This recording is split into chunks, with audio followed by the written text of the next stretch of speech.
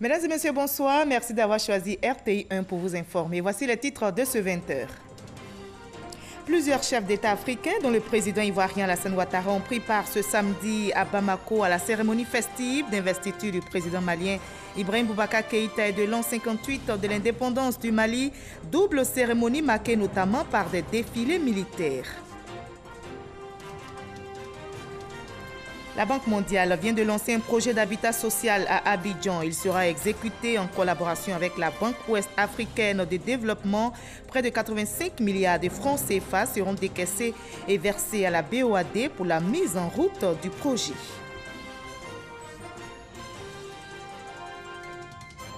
C'est un hypermarché quasiment achevé. Il est bâti dans la commune de Yopougon et ouvrira ses portes d'ici la fin de l'année. Le centre commercial en chantier a été visité par le ministre du Commerce, Souleymane Diarra-Souba. Il a souligné la qualité des travaux qui ont coûté 18 milliards de francs CFA. Enfin, en Tanzanie, les drapeaux sont en berne. Le bilan du naufrage du ferry sur le lac Victoria s'est alourdi à plus de 200 morts ce samedi. Les opérations de recherche se poursuivent. On ignore toujours les causes exactes de la tragédie. 4 jours de deuil national ont été décrétés. Soyez les bienvenus sur RTI 1. Vous avez sans doute déjà croisé une personne qui porte des marques au visage ou d'autres scarifications ou tatouages sur le corps. Ces pratiques dont beaucoup ignorent certainement l'origine et la signification sont loin d'être anodines. Vous l'avez deviné, nous parlerons tatouage et scarification dans la page culture de ce samedi. Notre invité est le professeur Yao Léopold, socio-anthropologue à l'université Félix Houphouët-Boigny de Cocody. Il se prononcera sur les tatouages et scarification entre mode et tradition. Bienvenue, professeur Yao Léopold. Merci d'avoir répondu à notre invitation. Merci, madame. Alors, les tatouages et scarifications existent depuis la nuit des temps en Afrique. Oui. Le tatouage et la scarification existent depuis la nuit des temps dans presque toutes les communautés africaines. On pratique la scarification pour prévenir certaines maladies. Donc, pour bien de raisons. Vous allez nous en dire davantage dans quelques instants. Ce sera dans la page culture sur l'origine, l'histoire de ces scarifications, tatouages. On va se retrouver dans une trentaine de minutes. À tout à l'heure, professeur Yao Léopold. Merci, madame. Commençons par ces images de l'arrivée du président de la République à Abidjan. Le président Alassane Ouattara revient du Mali où il a assisté ce samedi à une double cérémonie. Il s'agit de la cérémonie festive d'investiture du président malien Ibrahim Boubacar Keïta et de l'an 58 de l'indépendance du Mali. D'autres chefs d'État africains et le ministre français des Affaires étrangères, Jean-Yves Le Drian, ont également pris part à cette double célébration à Bamako, capitale malienne. Voyons maintenant depuis Bamako cette fête d'investiture ce samedi matin du président Ibrahim Boubacar Keïta qui a exprimé sa reconnaissance au pays ami pour leur soutien à la sécurité. Il a réitéré son engagement à restaurer les voies du dialogue, à travailler au rassemblement des Maliens qui ont célébré ce jour. Je rappelle le fête nationale, fête marquée, vous allez le voir, par des défilés militaires suivis par plusieurs invités, dont le président ivoirien Alassane Ouattara. Alvorassa. Le président de la République Alassane Ouattara est arrivé à Bamako, la capitale malienne, hier, vendredi.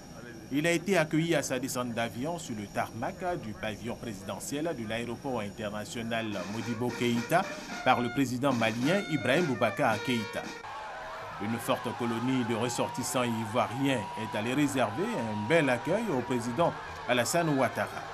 Le chef de l'État ivoirien prend part ce samedi à la fête nationale du Mali aux côtés de son homologue malien Ibrahim Boubacar Keïta, investi après sa réélection à la tête de ce pays. Rappelons que plusieurs autres chefs d'État et de gouvernement africains ont effectué le déplacement de Bamako pour participer aux festivités commémoratives du 58e anniversaire de l'indépendance du Mali. Je vous propose à présent la réaction du président Alassane Ouattara après cette double cérémonie festive à Bamako. On écoute le chef de l'État. Nous allons certainement revenir sur cet élément. Notez que la Côte d'Ivoire et le Mali sont deux pays amis qui ont décidé de retrousser leurs manches pour venir à bout de l'enrichissement illicite. Le Mali s'inspire de l'expérience ivoirienne en matière de lutte contre la corruption. L'Office central de lutte contre l'enrichissement illicite du Mali était en visite en Côte d'Ivoire. La délégation malienne affiche sa détermination à promouvoir la bonne gouvernance, nous explique Olivier Iriebi et Abou Sanogo. L'Office central chargé de la lutte contre l'enrichissement illicite du Mali est déterminé à faire de la lutte contre la corruption une réalité dans le pays. Pour atteindre les objectifs qui lui sont assignés, l'organe est à la conquête d'expériences extérieures.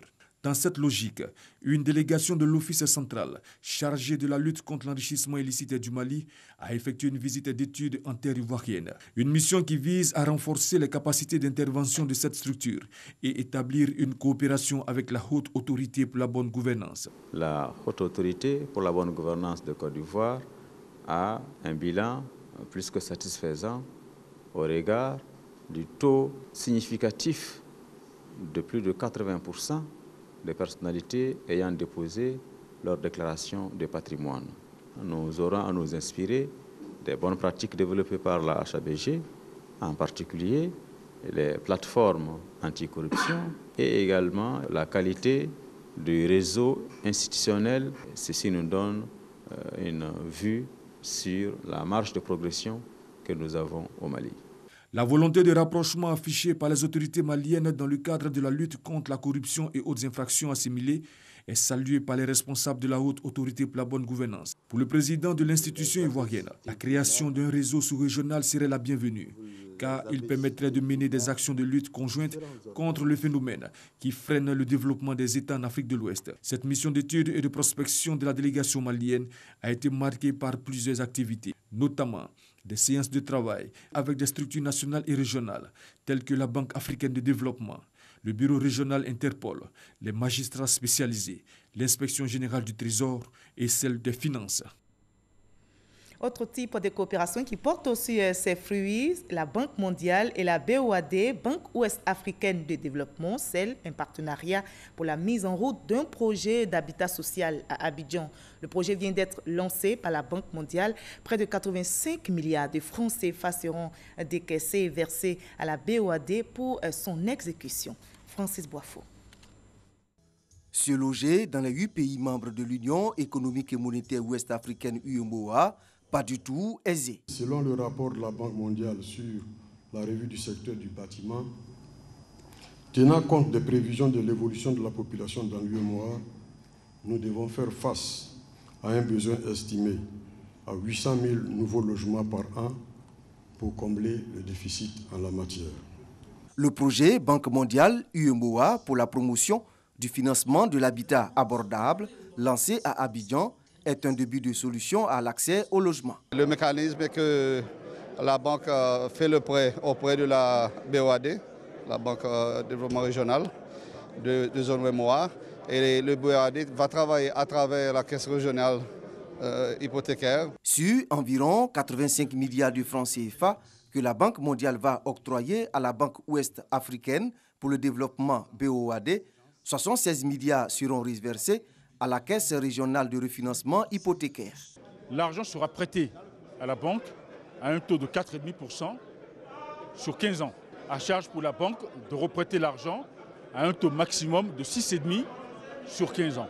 Aux ménages, ce n'est pas des entreprises, etc. Nous parlerons avec les ministres en charge du budget et des finances.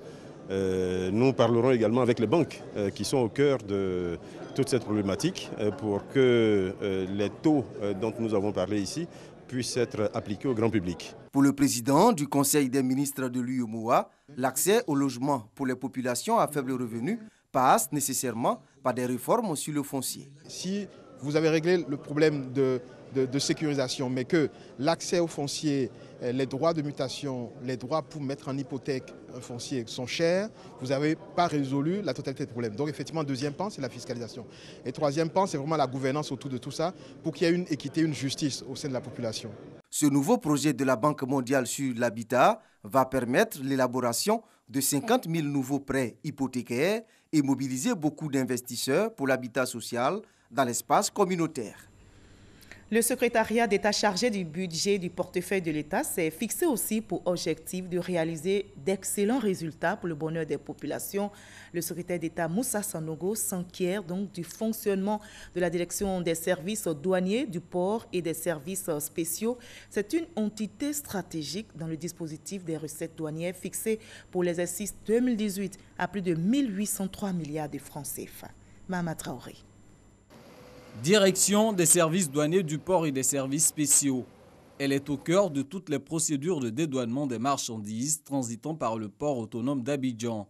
À elle seule, cette direction génère 75 milliards de francs CFA de recettes douanières par mois. Comment cette entité arrive-t-elle à produire un tel résultat? Comment améliorer son rendement actuel? Des préoccupations que le secrétaire d'État chargé du budget est venu lever le temps d'une visite inopinée dans les locaux de cette direction. Le point de départ autour de la prise en charge des marchandises, oui, tout à fait. Il reçoit tout ce qui est documents, manifeste cargo. C'est lui qui prend en charge les rectifs, les modifications, voir si c'est fait tel que ça se doit. Après, le délai imparti au consignataire. Donc la prise en charge lui revient. Ensuite, incursion dans les locaux du département qui est en contact permanent avec les opérateurs économiques pour le suivi de tous les mouvements des conteneurs. Pour la dernière escale de sa visite, Moussa Sanogo s'est rendu sur l'aire de dédouanement des marchandises. Les usagers des services douaniers ont des attentes de plusieurs ordres. Bien sûr, ils veulent que la prise en charge de leur dossier aille plus vite et c'est à cela qu'on s'attelle. Ils veulent également qu'ils n'aient pas subi de la concurrence déloyale et ça aussi nous y veillons avec toute une batterie d'indicateurs qui nous permettent de suivre un peu les performances de nos services pour qu'on fasse des efforts là où quelque part on a quelques insuffisances, qu'on puisse renforcer nos efforts pour faire en sorte que les choses aillent dans le bon sens. Pour l'exercice budgétaire 2018, l'administration douanière doit mobiliser plus de 1803 milliards de francs CFA. Il est aussi actif sur le terrain. Le ministre du Commerce, Souleymane Dirassouba, vient de visiter le nouveau centre commercial de Yopougon. C'est un hypermarché quasiment achevé qui ouvrira ses portes d'ici la fin de l'année et les populations pourront y faire leurs emplettes. Ce sera seulement dans quelques mois. Le ministre Souleymane Dirassouba a donc salué la qualité des travaux, nous rapporte l'enseigne Bakayoko. Comme ce peintre qui place les dernières couches de brillant ou ces artisans perchés sur des échafauds pour ajuster les toitures, une centaine d'autres ouvriers sont encore à la tâche pour les travaux de finition. Les promoteurs de ce centre commercial, baptisé Cosmos Yopougon Figayo, espèrent ouvrir avant la fin de l'année. Ce projet va aider à densifier un peu le tissu urbain dans la zone de Yopougon, mais aussi aider à créer d'autres opportunités dans d'autres communes pour créer des infrastructures comme celle-ci. Ce centre commercial construit sur 3 hectares est composé d'une centrale de consommation, d'espaces de jeux pour enfants, d'un supermarché et d'une galerie marchande. La galerie marchande, où sont déjà installés des magasins prêt-à-porter, des produits cosmétiques, va accueillir 61 boutiques, une clinique paramédicale et des salles de cinéma. Le gouvernement n'en attendait pas mieux. Lorsqu'on regarde un peu toutes les grandes structures qui ont accepté de venir dans ce hypermarché, que de façon effective, il y a une classe moyenne en Côte d'Ivoire. Il y a toutes ces grandes marques-là qui sont désormais intéressées par les populations ivoiriennes. Cet hypermarché situé sur le boulevard principal apparaît comme le premier grand centre commercial de Yopougon aux normes internationales. Selon le conseil municipal, il représente un signal fort au défi d'urbanisation de la commune. Nous espérons que ce n'est que un premier acte et d'autres actes vont suivre et je suis certain qu'avec l'évolution de notre commune, dans les 2 prochaines années, les choses vont s'accélérer. Près de 18 milliards ont été injectés pour la réalisation de cet imposant espace marchand qui créera au moins 600 emplois directs. L'urgence aujourd'hui, la réalisation des voies d'accès, en particulier la pose de 4 feux tricolores.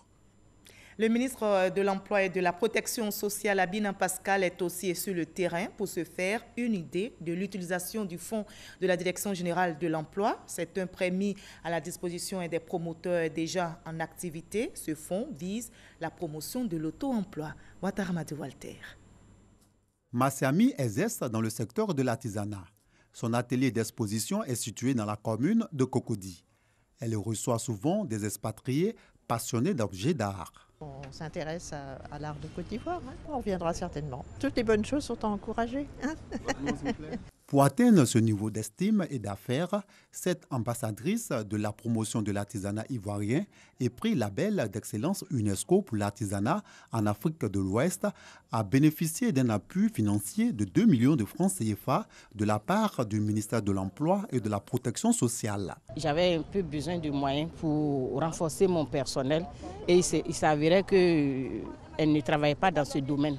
Donc quand j'ai eu ce prêt, j'ai formé ces femmes et elles travaillent avec moi. Aujourd'hui, on les paye, elles ont eu un emploi. Deux plateaux dans la commune de Cocody, Yopougon, Sikoji, Akon et Gobéné ont également reçu 13 millions et 3 millions de francs CFA pour le développement de leur atelier de couture et studio de production d'œuvres musicales. Leurs différentes activités prospèrent. Illustration, l'atelier de couture emploie une vingtaine de personnes, en dépit du décès de sa créatrice. L'appui du ministère, ça nous a permis d'acquérir vraiment beaucoup de matériel, tel que cette machine que vous voyez là, en complément. Et puis, ça nous a permis d'avoir assez de fournitures, des matières premières en quantité pour le travail qu'il nous faut. Ça m'a permis de m'équiper, de vraiment avoir un cadre assez bien pour pouvoir accueillir mes clients, afin que je puisse produire du travail de qualité. Le ministre Pascal Abinan dit être satisfait de l'utilisation des fonds. Il exhorte les bénéficiaires à conduire leurs activités avec rigueur. La diversité des activités même me permet de dire que nous sommes sur la bonne voie. L'auto-emploi, c'est l'objectif que poursuit le gouvernement pour faire en sorte que les Ivoiriens sortent de la pauvreté et de la précarité.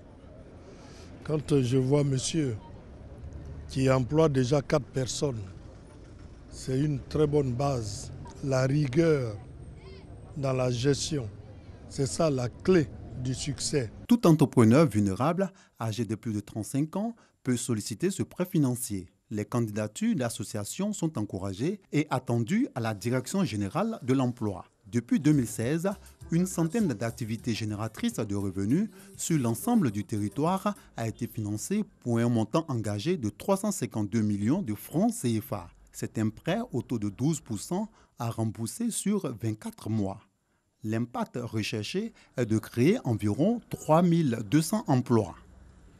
On s'intéresse à un autre fonds, c'est le fonds d'investissement de 3 milliards de francs CFA pour l'entrepreneuriat féminin dans le secteur agricole qui vient d'être lancé ici à Abidjan. Ce fonds financé entièrement par la Grande-Bretagne est intitulé « Initiative en faveur des femmes dans l'agroalimentaire ». Le programme couvre la Côte d'Ivoire et 4 autres pays africains. Cher Koné. D'un budget de plus de 3 milliards de francs CFA, ce fonds servira à financer des projets de 10 à 30 entreprises opérant dans des chaînes de valeur agricole spécifiques pour les femmes. En Côte d'Ivoire, l'anacarde, le karité, le manioc, le palmier à huile, les produits maraîchers et le riz sont les secteurs cibles. Ce programme qu'on a lancé aujourd'hui, c'est spécifiquement avec c'est focalisé sur les femmes. Soit les entreprises gérées ou qui appartiennent à les femmes, ou les entreprises qui vont créer beaucoup de revenus, des emplois pour les femmes spécifiquement. 80% de la population active des femmes œuvre dans le secteur de l'agriculture. Le programme Investir en faveur des femmes dans l'agroalimentaire veut ainsi booster l'entrepreneuriat féminin sur toute la chaîne de valeur agricole. Nous accueillons ce projet. Le problème, c'est comment faire pour que ces femmes-là puissent justement bénéficier de ce projet. Tout l'enjeu, tout le défi que nous devons relever. Et c'est en cela que nous disons qu'en tant que ministère, nous allons accompagner ce projet, nous allons accompagner nos femmes, les inviter, leur permettre de pouvoir bénéficier de ces fonds.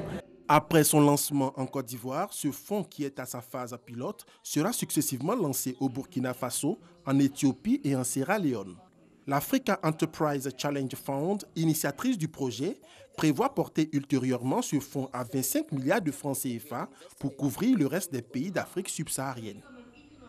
Notez en bref que la 11e édition de la Journée de la Solidarité a été célébrée officiellement aujourd'hui, 22 septembre, à Guitry. Cette journée vise à promouvoir les valeurs de solidarité au sein des populations. Et à cette occasion, 15 personnes ont été décorées par la ministre Maria Tokone pour leurs actions de solidarité. Le reportage de Sephora Zegui dans nos prochains journaux.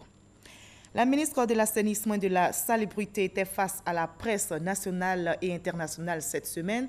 Anne Désiré Ouloto s'est prononcée sur les réformes engagées par le gouvernement en matière de gestion moderne des déchets.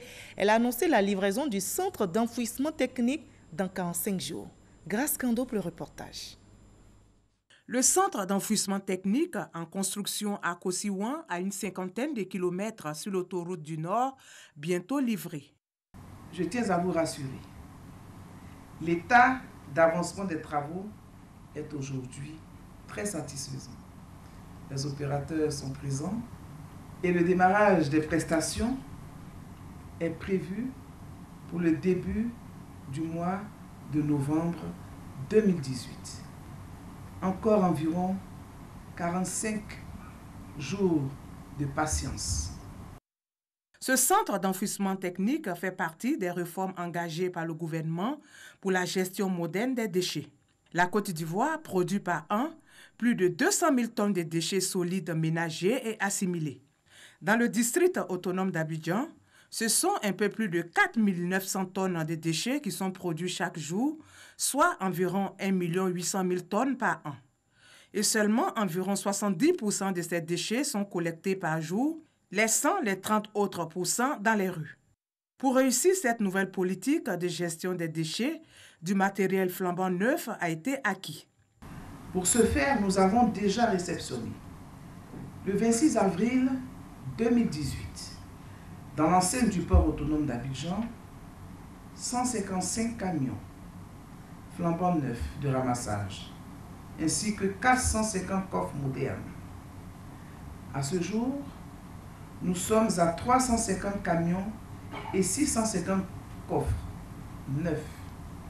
Selon la ministre de l'Assainissement et de la Salubrité, le coût de la gestion des déchets dans le district d'Abidjan passera désormais de 22 milliards de francs CFA avant les réformes à plus de 45 milliards après les réformes, soit une hausse de 104,55%.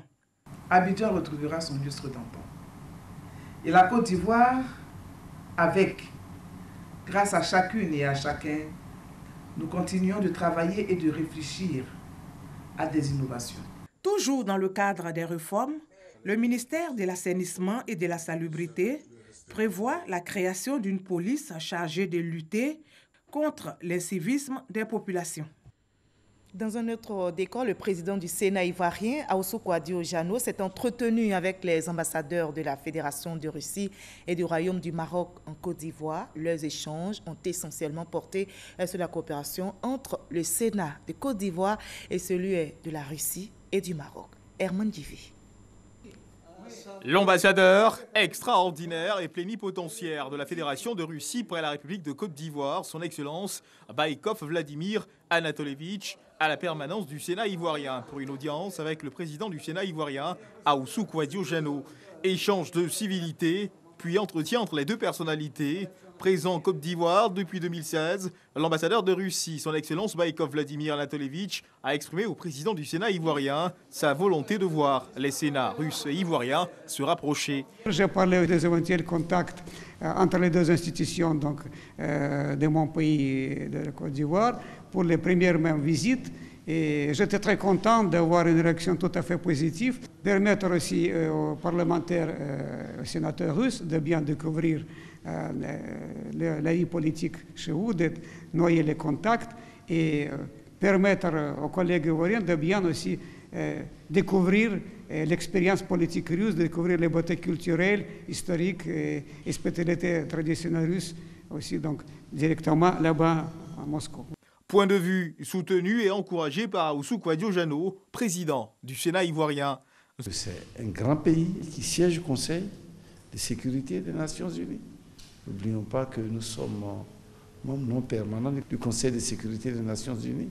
La Côte d'Ivoire aspire à être un pays ouvert au monde entier. nous allons inviter d'ici fin novembre le groupe d'amitié Sénat-Russe avec l'Afrique pour qu'ils viennent afin de découvrir, mais aussi que les sénateurs ivoiriens puissent aller visiter la Russie. Prendre les bons exemples de ces grands pays tels que la Russie, afin de nous aussi bâtir un Sénat fort, ouvert sur le monde. C'est ensuite au tour de l'ambassadeur du Royaume du Maroc, son Excellence Abdelmalek Kettani, d'être reçu par le président du Sénat ivoirien, Ahoussou Kouadio-Jano. Nous avons discuté longuement de non seulement la situation au Maroc et en Côte d'Ivoire, qui nous a permis d'échanger sur le développement à venir et l'évolution probable de ces relations qui sont déjà excellentes. Le Sénat marocain, à travers son ambassadeur, est venu formuler le vœu d'une coopération sud-sud. Le Sénat ivoirien étant très jeune, nous sommes dans ces relations de coopération en espérant que cette coopération sera très fructueuse. S'enrichir de l'expérience de pays forts sur le plan constitutionnel, tel est le but principal poursuivi par le Sénat ivoirien. À l'étranger, en Tanzanie, les drapeaux sont en berne. L'émotion est intense. Le bilan du naufrage du ferry sur le lac Victoria s'est alourdi ce samedi à plus de 200 morts. Les opérations de recherche se poursuivent. Plus de 48 heures après la catastrophe, on ignore toujours le nombre précis de passagers qui se trouvaient à bord ou les causes exactes de la tragédie. Le président tanzanien a décrété 4 jours de deuil national et ordonné l'arrestation des opérateurs du ferry. Ici en Côte d'Ivoire, l'acteur ivoirien Ahmed Souané, décédé jeudi dernier, a été inhumé aujourd'hui. Les familles biologiques et professionnelles lui ont rendu un ultime hommage ce samedi à Ivosep de Trècheville. L'émotion était à son comble ce samedi à Trècheville pour l'ultime hommage à l'acteur ivoirien Ahmed Souané. Parents, connaissances et acteurs du monde du 7e art ont effectué le déplacement. Il faut saluer la mémoire de ce grand acteur, de ce grand comédien, l'un des meilleurs de sa génération. Et nous sommes venus pour dire à sa famille que c'est de cette façon-là qu'on voulait lui dire au revoir. Que son âme repose en paix. Tous les films dans lesquels il a joué, c'est une manière de nous dire qu'il est toujours avec nous, qu'il est toujours parmi nous. Je ne savais pas qu'il était malade. J'ai été surpris, malheureusement. Je pensais que les gens s'amusaient. Sur le Facebook, chaque jour, on nous tue. Il s'avère que c'est juste. C'est vraiment triste. Je lui ai parlé à 8h30, le jour de son décès. Et je lui avais dit comme ça, qu'est-ce que tu as? Il dit non, je suis venu faire des analyses au CHU de Trècheville. J'ai dit ok, dès que tu rentres à la maison, tu me fais signe. Et il n'est plus rentré. C'est un choc. L'un des porte-flambeaux de la nouvelle génération d'acteurs ivoiriens, Ahmed Souané, a joué dans plusieurs films à succès. On se rappelle encore de Dr Boris, la série qu'il a fait connaître au grand public. Ahmed Souané était marié et père de 2 enfants. Il laisse derrière lui des parents et une famille artistique inconsolable. Le travail que tu m'as donné, j'ai fini, Ahmed Souané. Ahmed est parti aussi facilement, aussi brusquement. Et quand c'est comme ça, on n'a pas les mots pour décrire ce que nous ressentons. Et je pense que tout ce qu'on peut faire en ce moment, c'est de prier vraiment pour le repos de son âme. La douleur nous envahit tous.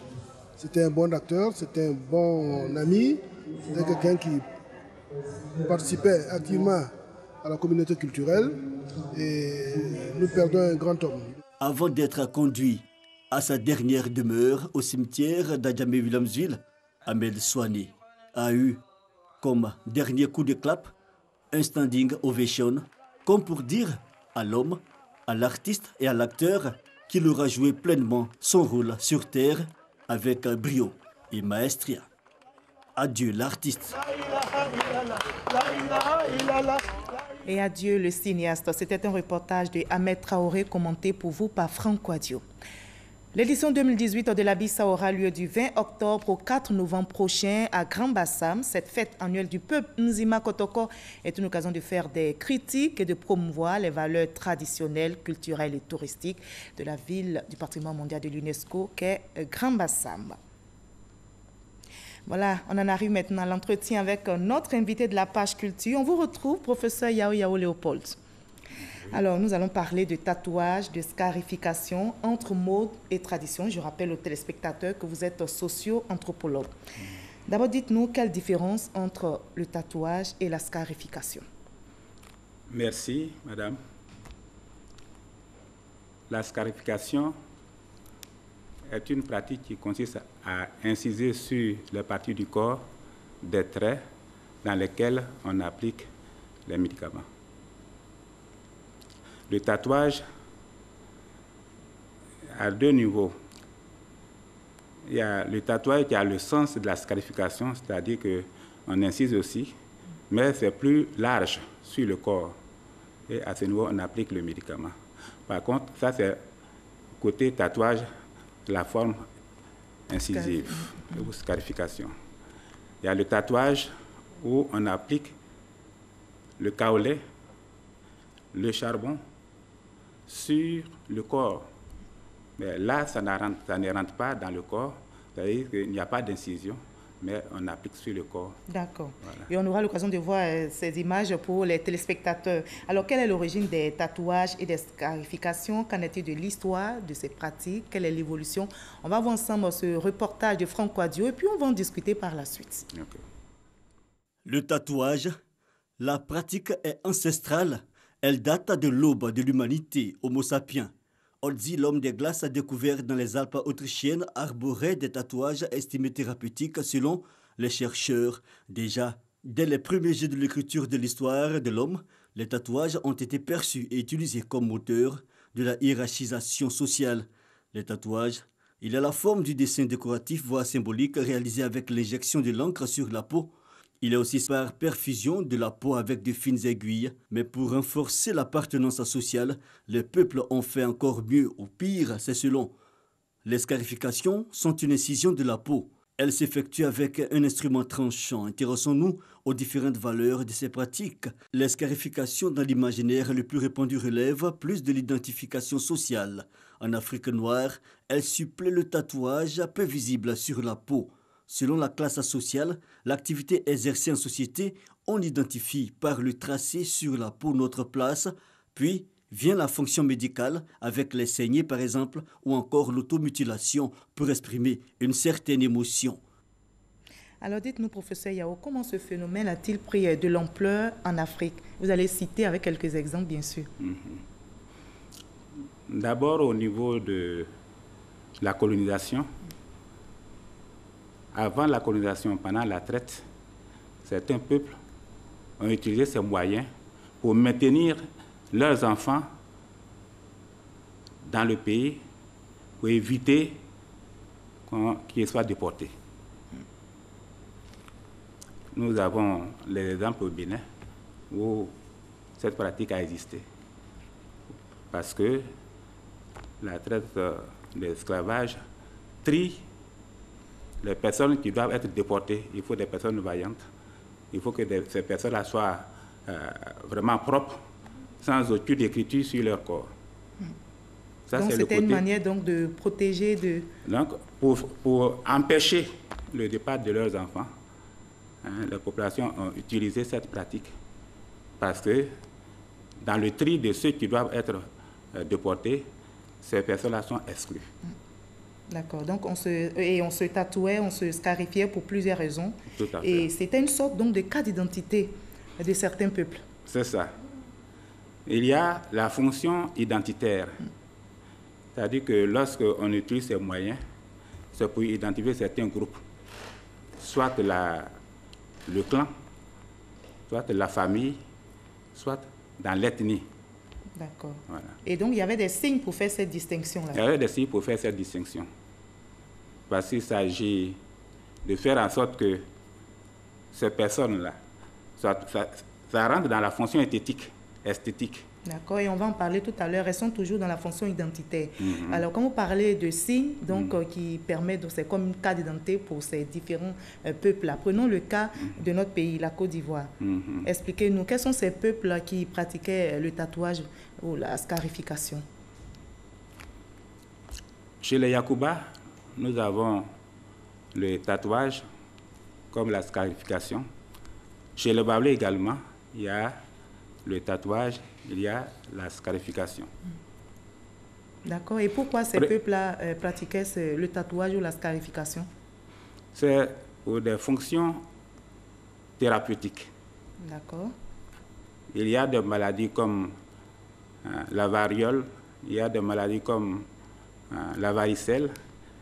Chez les Yakuba, on utilisait le kaolin pour empêcher la survenue de la maladie parmi les enfants. Le cas aussi chez les Baoulé? Le cas aussi chez les Baoulé. Il n'y avait que ces deux peuples-là qui pratiquaient la scarification au niveau de la Côte d'Ivoire? Non, il y a plein de populations qui pratiquent la scarification. Je ne fais que prendre des exemples. D'accord. Chez les Ouest, ça existe. Vous l'avez déjà dit? Au Nord, ça existe. Donc, ce n'est pas ces deux cas. D'accord. Alors, les scarifications ne sont pas seulement but identitaire, vous l'avez dit? Oui, il n'y a pas que le but identitaire. Donc, ils le font pour se soigner. Ils le font. Mais aussi pour se protéger. Oh, bien sûr. Mais le soin, le traitement, c'est tout un protocole. On pratique la scarification pour empêcher la survenue de la maladie. Donc, il y a cette dimension préventive. Quand il y a la variole, il y a la varicelle, chez ce peuple-là, on utilise ces moyens pour empêcher que la maladie survienne. Il y a aussi la fonction curative. Il y a la fonction curative comme il y a la fonction préventive. D'accord. Chez le Baoulé, par exemple, on utilise le kaolin pour soigner certaines maladies. D'accord. Surtout les maladies d'oiseaux, etc. D'accord. Alors, que pouvez-vous nous dire sur la valeur esthétique des tatouages et des scarifications? Parce que en quoi cette modification extrême de l'aspect physique, parce qu'on voit des balafres, alors peut-être un insigne de fierté ou bien même une marque de beauté chez ces peuples-là? C'est des approches combinées. Il y a la dimension esthétique, mais comme je l'ai dit, il y a cette dimension thérapeutique, sanitaire. Oui, maintenant on est en train d'aborder l'aspect esthétique. Vous parlez des traits de beauté. C'est les traits de beauté pour certains peuples. D'accord. Lorsqu'il y a des sorties initiatiques, on pratique tout ça pour rendre la femme belle, la jeune fille belle. C'est le tatouage sur le corps, mais ces tatouages aussi, ce sont des signes. C'est un langage, en fait, qu'il faut comprendre. Excusez-moi. Alors, quels sont ces peuples-là? Au niveau de la Côte d'Ivoire? Au niveau de la Côte d'Ivoire, les Yakuba le font. D'accord, d'accord. Les guerriers le font. D'accord. Alors, que reste-t-il de ces pratiques de nos jours? Quelles sont les raisons, si vous voulez, qui poussent les femmes, les jeunes, les hommes à se tatouer aujourd'hui? Okay. Avant, je vais prendre l'exemple aussi de cette fonction thérapeutique du tatouage. J'ai pris le cas, je peux prendre le cas de Baoulé. Il y a des incisions, c'est-à-dire la partie scarification. Mais en plus de ça, on donne un nom à la personne pour qu'on puisse fixer, on puisse arrêter la mort parmi les descendants de la femme. D'accord. Donc, il y a cette volet, il y a cette dimension qu'il faut quand même comprendre pour comprendre pourquoi les gens pratiquent cette... D'accord. Alors, ces pratiques ont-elles la même valeur aujourd'hui? Nous allons voir notre reporter Franck Wadio a interrogé des hommes, des femmes. Ils se prononcent sur les raisons qui les poussent à se tatouer. Ça rend plus beau. Voilà, ça rend plus joli, quoi. Voilà, c'est tout. Ça m'a plu depuis tout petit. Bon, quand je vois les Américains à la télé, vers des tatouages, moi, ça m'a plu aujourd'hui, moi, mieux faire. Bon, ça explique, ici, ça c'est la croix de Jésus. Ici, c'est le tribal. Le tribal, bon, ça explique la vie. Franchement, ça, vraiment, je ne sais pas ce que je dis. Ça, c'était dans le passé, quoi. Quand je souhaitais un homme, que je l'aime, je ne sais pas quoi. Je l'ai aimé en fait.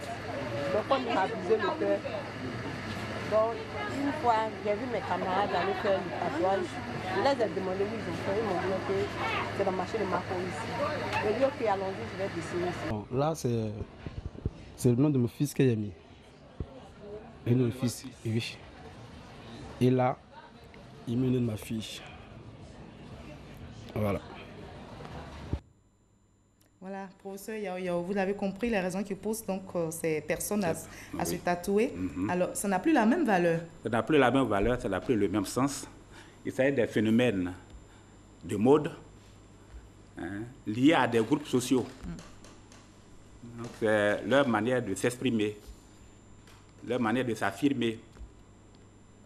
Et donc aujourd'hui, est-ce qu'on peut dire que c'est dépassé maintenant, cette manière de faire avant, ces balafres sur le visage, c'est plus beau comme ça, selon vous? Non, on ne peut pas dire que c'est dépassé parce que dans certaines communautés, on continue de pratiquer les scarifications à visée thérapeutique ou à visée préventive.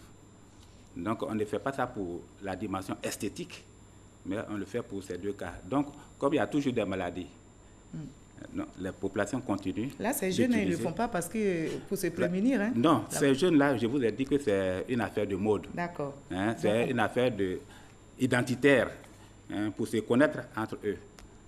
C'est différent de la partie thérapeutique, sanitaire, la partie préventive. Ce n'est pas les mêmes fonctions. C'est pas les mêmes fonctions. D'accord. Merci beaucoup, en tout cas, professeur Yao Léopold, d'avoir été avec nous. Je rappelle que le président de la République est revenu du Mali. Il a regagné Abidjan ce samedi. Merci de votre aimable attention. Je vous retrouve avec le même plaisir demain à la même heure. Merci. Restez avec nous. D'accord.